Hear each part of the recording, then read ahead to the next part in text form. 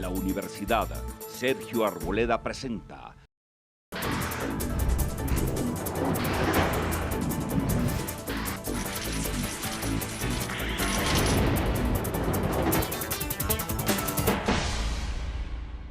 Bienvenidos. Me da mucho gusto saludar hoy en nuestro programa al expresidente y senador Álvaro Uribe en un día crucial para el futuro del país. Se han anunciado en el día de ayer los componentes de víctimas y justicia de los diálogos de paz. Se le ha dado acceso a la opinión a un documento y queremos entrar en el detalle de lo que ahí se ha establecido. Bienvenido, presidente Uribe, qué alegría tenerlo aquí. Doctor Juan, muchas gracias. Inmensamente agradecido con usted por invitarme a este programa tan bien calificado por la opinión colombiana, y también mi saludo a los televidentes. Muchas gracias, presidente. Bien calificado usted. Lo eligieron todos los senadores como el mejor senador de la legislatura y a su bancada, la del Centro Democrático, como la mejor bancada del Congreso. Mucha generosidad con nosotros y lo importante es que esa bancada se destaque por su cumplimiento, por su estudio. Hay senadores excelentes, jóvenes. Póngame el caso de Iván Duque, Alfredo Ramos, los otros, y nuestro interés es promover esa juventud. Cuando usted se retiró del Congreso, que terminó sus periodos en la primera etapa de senador, ¿usted pensó que un día iba a regresar, después de ser presidente de la República, otra vez a una curul parlamentaria? Nunca lo pensé, ni pensé que fuera tan difícil. El día que iba para el Senado, llamé a mi señora y me dijo: Uribe, ¿cómo van? Y dije: no, aquí veo a Iván Duque, joven, estrenando corbata, muy contento. La doctora María del Rosario Guerra, muy elegante. ¿Y tú cómo vas? Y voy muy preocupado, yo no sé si voy para el exilio, para el Senado, para la cárcel. Y me dijo ella: no te posesiones. Le dije: hija, tengo que posesionarme. Tengo un compromiso con el país. Ha sido difícil, Juan, pero lo hemos hecho con cariño por Colombia. Y en este tema quiero dejarle una reflexión y quiero compartirla con todos los congresistas de Colombia, independientemente de su orientación doctrinaria. Los costos electorales de Colombia y las fuentes de financiación son insostenibles. Es insostenible la democracia, una democracia pagada, presidente, una democracia en la que los cargos se vuelven botín y no tienen mística de quienes apoyan un proyecto político, sino inversionistas que luego aspiran a sacar del gobierno la plata que han metido en campaña. El general Uribe decía que ser liberal es un honor que cuesta, y era para reclamarle dineros por razones de honor a los militantes para que ayudaran a financiar al liberalismo. Usted acaba de mencionar una palabra: inversionistas. Qué tristeza.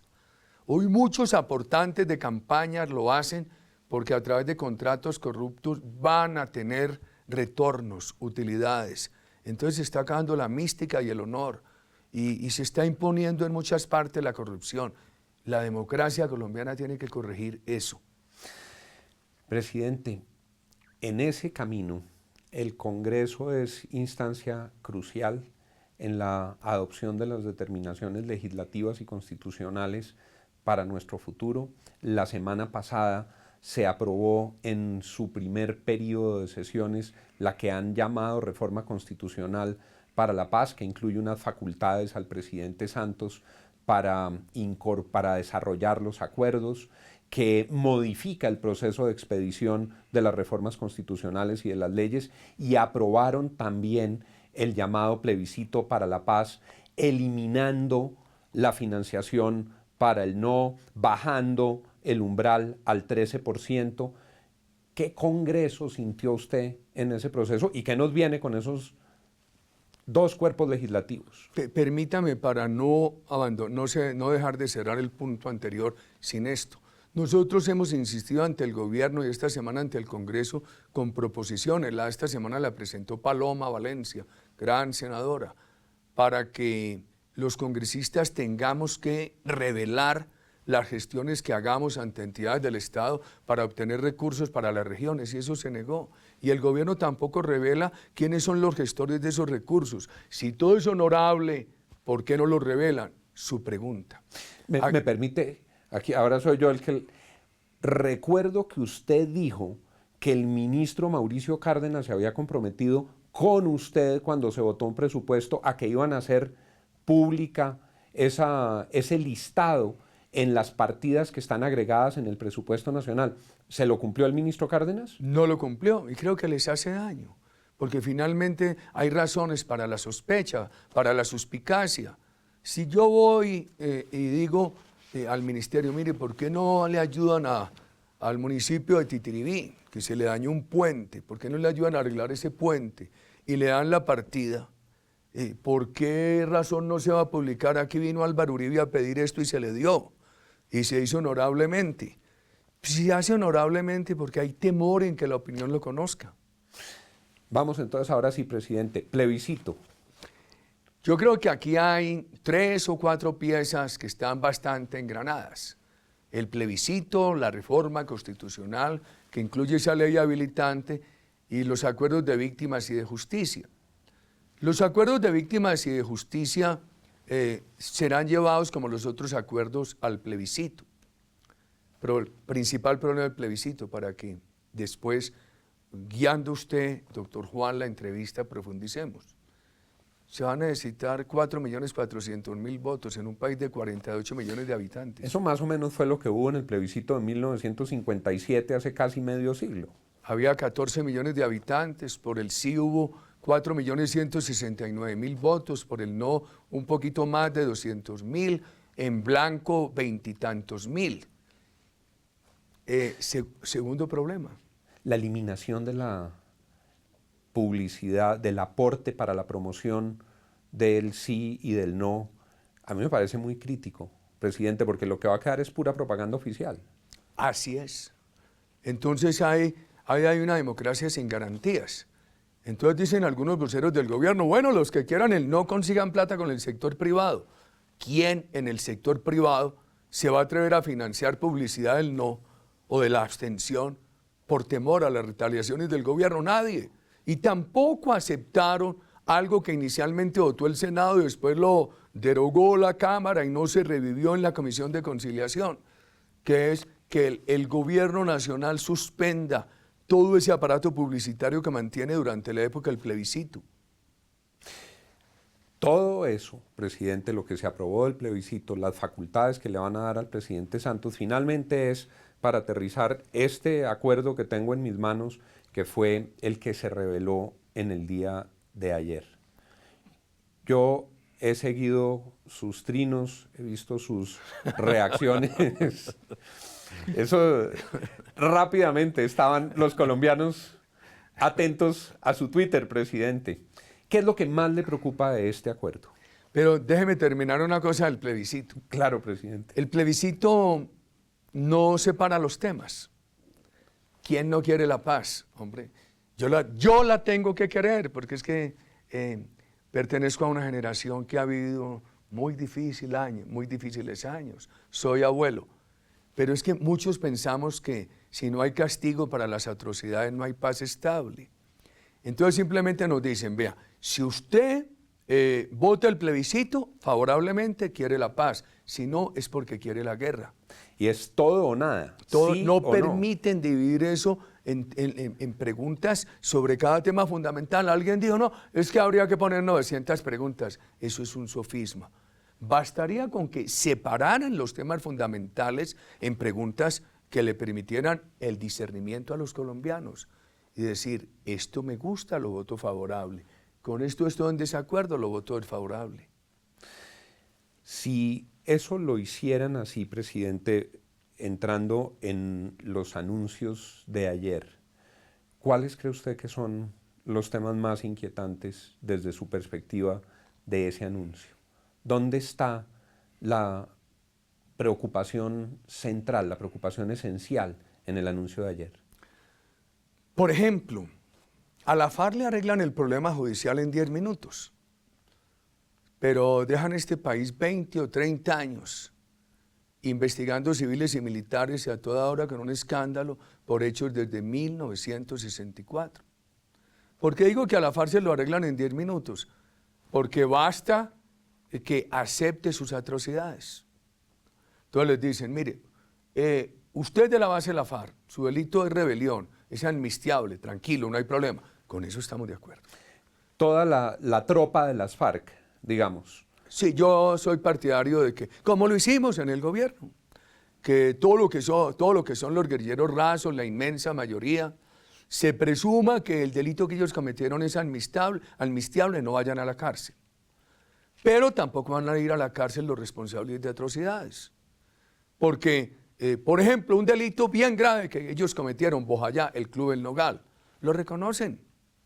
Entonces dicen, bueno, ese delito es muy grave, no es amnistiable, aquí está el tribunal, los juzga, le impone, los condena. Pero ¿sabe cómo lo pagan? Sin cárcel, sin castigo, con una restricción de libertad, de residencia y de movilidad, que dice el artículo 60, que no será prisión ni cárcel, ni equivalente a medida de aseguramiento. O sea que no hay castigo, Quiere decir que los problemas de la FARC se resuelven en un minuto. Y además el artículo 36 dice que todos serán elegibles. Entonces decía yo, alguien de la FARC que participó en la masacre de Bojayá y que la hizo, ¿va a ser el alcalde de Bojayá? ¿Va a ser el gobernador del Valle del Cauca, diputado, alguien de los autores del asesinato de los diputados? Entre Bogotá y el Meta, el gran secuestrador era Romaña. Entonces va a poder ser el gobernador del Meta. ¿Por qué? Hay que darle el premio de elegibilidad a quienes han sido verdugos de la ciudadanía y de la democracia. Tema bastante delicado. Tenemos dos temas ahí, presidente. Una parte es la restricción de la libertad, es la cárcel. Lo que han dicho las normas que la humanidad ha ido adoptando, el propio Estatuto de Roma, toda la jurisdicción penal internacional tiene un tratamiento distinto para los crímenes de lesa humanidad. ¿Cree usted que si esto no se incorpora aquí, habrá riesgo futuro para que estos acuerdos se sostengan? Claro. No obstante que el acuerdo dice que el tribunal es, yo diría que la jurisdicción de las jurisdicciones, que está por encima de todas las cortes en Colombia. Pero eso no lo pone a salvo de que lo revoquen en el futuro. Ahora, algunos alegan que en el Estatuto de la Corte Penal no se habla exclusivamente de cárcel, pero sí de castigo. Y el castigo se ha entendido como cárcel. Entonces ahora dicen, no, lo que se impone es la justicia restaurativa, que es la protección de las víctimas. Perdón, si no hay castigo, las víctimas no quedan debidamente protegidas, porque el castigo es la disuasión del delincuente o de los nuevos delincuentes. Entonces no se protegerá el derecho a la no repetición de la violencia. Sin castigo, con esa impunidad, con lo que dice el artículo 36, la elegibilidad de todos, a lo cual ya me referí, entonces mañana o pasado mañana no vamos a tener 10.000 de FARC, sino 20.000 en el ELN. Y después no vamos a tener 20.000 en el ELN, sino 30.000 del Albacrim. Y esto será la reproducción creciente del crimen. ¿Usted habría estado de acuerdo si, por ejemplo, se hubieran establecido aquí granjas agrícolas? Con condiciones penitenciarias, claro. ¿Cuál sería la condición penitenciaria? ¿Una restricción eficaz de la libertad? Claro, claro. Porque aquí lo que hablan es de restricción de libertad, de residencia y de movilidad. Entonces uno leyendo esto entiende, bueno, si le dijeron, usted se me queda en el Putumayo o se me queda en Mocoa, pero lo pueden elegir. Y al mismo tiempo le dicen, no, pero si usted va a ir de Mocoa a Pasto, tiene que pedirle un permiso a un juez. Por favor, eso no es castigo. Con una condición, se les impone unas obligaciones de reparación de víctimas a las cuales nos referimos más adelante, porque yo creo que ahí hay utopías y engaños. Pero la reparación de las víctimas no sustituye el castigo. La reparación de las víctimas es una obligación ética, moral, incluso civil. Hay muchas conductas de efectos civiles que obligan a reparar a quien ha sufrido un daño, sin que ello implique un castigo penal. Presidente, en esa misma línea, lo que ocurre en todo el capítulo de reparación de víctimas es que uno no encuentra aquí, yo no sé si usted lo encontró, la precisión de cómo van las FARC a disponer de sus multimillonarios recursos producto del narcotráfico, de la minería ilegal, de la extorsión, del secuestro, para reparar a las víctimas. Pareciera que este modelo está montado sobre el esfuerzo de todos los ciudadanos, el suyo, el mío, el de todos nuestros televidentes. Van a terminar los colombianos vía impuestos pagando todas las reparaciones a las víctimas sin que las FARC aporten de sus recursos criminales multimillonarios. Hay un punto esencial, usted lo ha tocado. La FARC está reconocida universalmente como la tercera agrupación terrorista más rica del mundo. Y no se le exige entregar su dinero para reparar a las víctimas. Podrían decir los defensores de este texto de acuerdo, bueno, pero se exige que individual o colectivamente tengan que reparar unas viviendas que dañaron, tengan que reconstruir unos puentes que destruyeron. Entonces uno se pregunta, y se dicen que no tienen dinero. Entonces la respuesta la del acuerdo tendrá que ser con recursos del Estado, como usted lo dice, los suyos, los de todos los televidentes, que somos los contribuyentes. Entonces ahí hay ese problema muy grave. Al tercer grupo terrorista del mundo en riqueza, no se le exige entregar su dinero para reparar a las víctimas y se le imponen unas obligaciones que terminará pagando el Estado. Pero además, si no hay castigo, no se le garantiza a las víctimas la principal reparación, es que no haya repetición de la violencia. Y usted mencionó el narcotráfico. ¿Sabe qué me preocupa a mí aquí del narcotráfico? El narcotráfico queda sin castigo en Colombia y sin extradición. Porque a uno le dijeran, bueno, no los van a extraditar, pero pagan cárcel en Colombia. Quedan sin lo uno y sin lo otro. Presidente, para poder hacer todo esto, hay modificaciones a la Constitución Nacional. Muchos de estos temas, incluida la creación de los tribunales de juzgamiento, la reversión en materia de no elegibilidad de los responsables de crímenes de lesa humanidad, requieren de una reforma constitucional.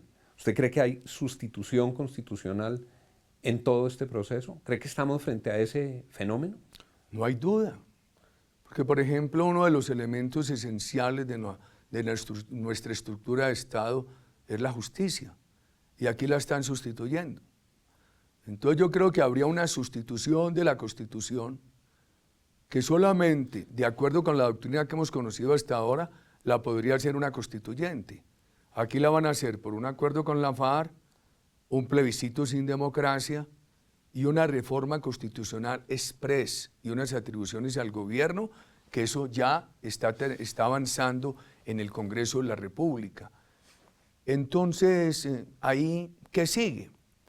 Por ejemplo, veamos el tema del asesinato y del secuestro de soldados y policías. Aquí queda. Si dice un artículo claramente, por ahí está por el 39, dar de baja, asesinar soldados y policías si están en combate es un delito amnistiable. ¿Cómo le parece? Qué tristeza en una democracia. Y ahí pueden incorporar masacres, por ejemplo. Ah, claro. Veamos el asesinato de los soldados del Cauca.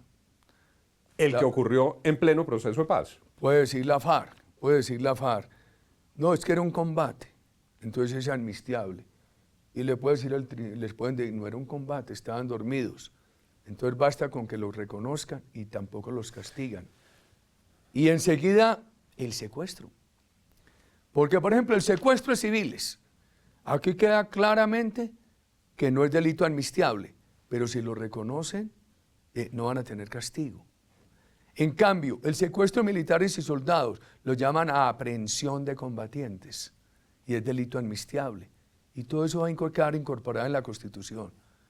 Me dará pena desde el cielo que ojalá yo pueda llegar a ver a las nuevas generaciones de colombianos leyendo eso en la Constitución, que es amnistiable el asesinato de nuestros soldados, el secuestro de nuestros policías, y que si no es amnistiable, por ejemplo, porque además del secuestro hubo tortura o porque los asesinaron dormidos, tampoco van a tener castigo porque lo confesaron. Presidente, hablemos del tribunal. Yo encuentro en el acuerdo uno de los artículos que se refiere a cómo se seleccionan los miembros de la Comisión de la Verdad, que es entre el gobierno y las FARC, nada más. Ahí dan una vuelta, una pirueta, 11 pero y son 11. los que ellos escojan. Sobre la integración de los órganos de justicia no encontré precisión. No se dice ahí, finalmente, cómo se va a garantizar que sean jueces independientes, que den garantía a toda la sociedad. Lo están difiriendo, aplazando. Son ambigüedades muy propias de las relaciones diplomáticas, pero es que aquí es un tema de justicia con un grupo terrorista. Yo creo que aquí una ambigüedad no es una ventaja, sino una fuente de pleitos en el futuro. Y de todas maneras, a mí si yo fuera juez, magistrado de ese tribunal, diría, bueno, pero aquí lo que me toca es facilitar esto, dar la mayor amnistía posible a la FARC. Si estos delitos son amnistiables, de una vez los amnistío, los indulto, y si no, los insto a que lo confiesen y con eso no los llevo a la cárcel. Y además les tengo que reconocer el derecho a la elegibilidad, así sea Romaña o el paisa que mandó a hacer el atentado al club El Nogal de Bogotá, entonces puede venir a decir, quiero ser concejal de Bogotá o alcalde de la ciudad.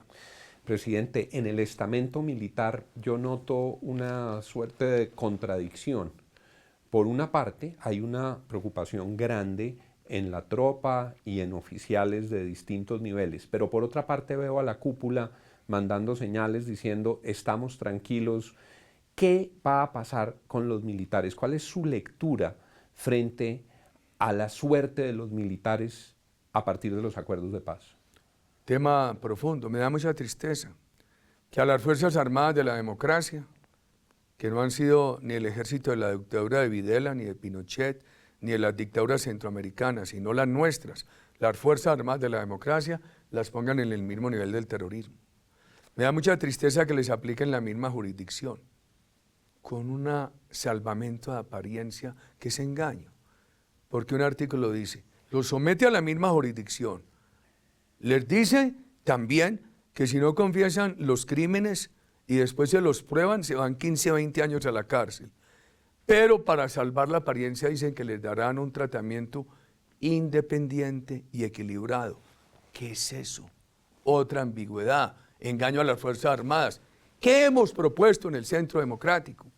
Hombre, por todos los delitos que se puedan derivar de acciones de orden público, en el mismo periodo, que se le dé un alivio judicial a soldados y policías, por ejemplo, una pena máxima de 5 años en sus prisiones, pero que no sea impunidad, pero que tampoco los obliguen a los requisitos de la justicia transicional, porque van a obligar a mucho militar como a mucho civil a reconocer un delito no cometido para evitarse ir a la cárcel. Casi una extorsión judicial, ¿no? Claro, Mejor, alguien me decía, bueno, es que está ocurriendo hoy. Sí, pero ¿para qué lo convalidan creando una nueva jurisdicción? Entonces, en gracia a la discusión dije, hombre, si eso es malo en la justicia ordinaria y el mismo riesgo se traslada a la nueva justicia, ¿por qué no estudian desprevenidamente nuestro proyecto de ley del Centro Democrático para darles ese alivio judicial sin impunidad y sin las exigencias de la justicia transicional? En este programa ustedes han escuchado opiniones diversas desde distintos puntos del escenario del espectro ideológico colombiano. Este programa se llama La Otra Cara de la Moneda. Hemos escuchado profusamente al gobierno, al presidente, está en todos los medios, en todos los periódicos, y no habíamos podido escuchar con detenimiento la otra cara de la moneda. Yo personalmente tengo una preocupación frente a lo que va a suceder a la hora de explicarles a los colombianos qué hay aquí. Por eso, en lo que nosotros podemos aportar desde este programa, hoy queríamos escuchar la otra cara de la moneda, y ha sido este diálogo detenido con el expresidente y senador Álvaro Uribe. Se nos quedan muchos temas. Aquí tenemos que hacer muchas veces la otra cara de la moneda. Pero terminamos con una última pregunta, presidente. ¿Qué va a hacer ahora? ¿Qué va a hacer? ¿Qué va a hacer el Centro Democrático mañana, en diciembre, en enero, en febrero? ¿Cuál es la ruta que usted le va a trazar a su partido y a sus seguidores. Doctor Juan, algunos me acosan y me dicen, me apremian, que ya es doctor Oscar Iván, que el partido tiene que definir el no al plebiscito o la abstención. Yo creo que ese no es el afán.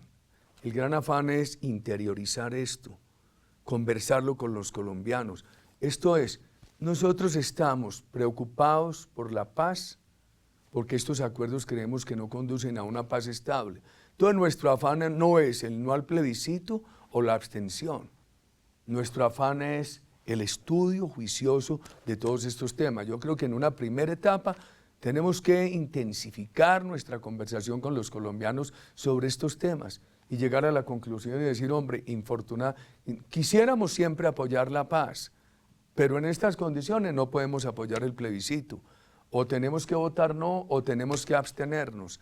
Y yo creo que aquí no se puede pensar en términos electorales, sino en términos de convicciones de patria. Cuando uno tiene convicciones de patria, cuando acierta bien y cuando desacierta por convicciones nobles, la patria también lo perdona. Convicciones de patria, en la otra cara de la moneda en nuestro programa de hoy. Muchas gracias, presidente Uribe. Muchas Doctor gracias Juan, por habernos muchas acompañado. gracias y muchas gracias a los televidentes. Y a nuestros televidentes, gracias por estar con nosotros. Feliz día para todos. La Universidad Sergio Arboleda presentó